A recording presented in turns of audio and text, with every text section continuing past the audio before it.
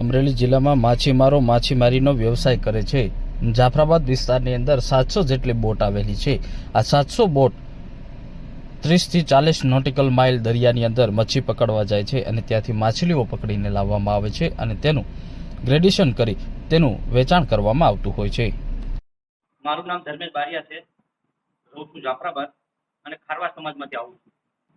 વાત કરીએ તો જાફરાબાદ બંદરની તો અહીંથી 40 થી 50 નોટિકલ માઇલ બોટ જતી હોય છે અને ત્યાંથી માછલીઓ મારવામાં આવે છે બોટ દ્વારા અને ત્યારબાદ એને લાવવામાં આવે છે અને એમને કોલ્ડ સ્ટોરેજમાં રાખવામાં આવે છે। અંદાજે 15 થી 20 દિવસ પણ રાખી શકીએ છીએ અને મહિનો દિવસ પણ રાખી શકીએ છીએ।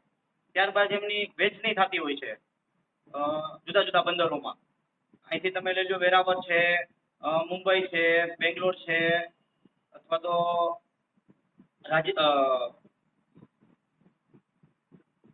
બાંગ્લાદેશ છે, આવા બધા જ દેશ વિદેશોમાં એનું વેચાણ કરવામાં આવતું હોય છે। આવું હોય છે। સારી માછલીની જો વાત કરીએ તો ગોલ માછલી છે એ સૌથી હાઈએસ્ટ ભાવમાં હોય છે। 3500 થી 4000 રૂપિયા એના પર કેજી હોય છે અને એમાં પણ નર અને માદી પણ આવે છે। જેમાં નર હોય તો એનાથી પણ વિશેષ ભાવ હોય છે, જેને ગોલ માછલી કહેવામાં આવે છે। ત્યારબાદ પાપલેટ માછલી છે તો એના 1000 થી 1200 રૂપિયા હોય છે। બીજી અનેક માછલી હોય છે, તેમના ભાવ એ રીતના જુદા જુદા હોય છે। સમડી માછલી હોય છે તો એના 200 થી 20 રૂપિયા ભાવ હોય છે પર કેજી। આવું બધું બંદરના ભાવ રૂટિંગ હોય છે।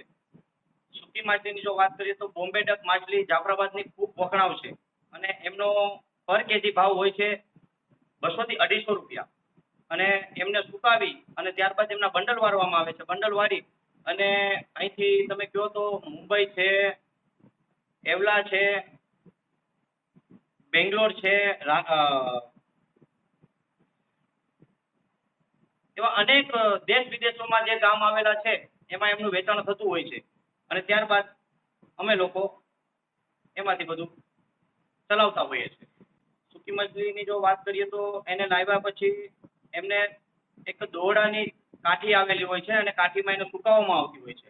સુકાવવામાં અંદાજે 3 દિવસ એને લાગતા હોય છે। સુકાવ્યા બાદ એમના બંડલ વળે છે। બંડલ વળ્યા બાદ અહીંયા વેપારીઓથી લઈ અને બધા જ આવે છે એને વેચાણ કરવામાં આવતું હોય છે।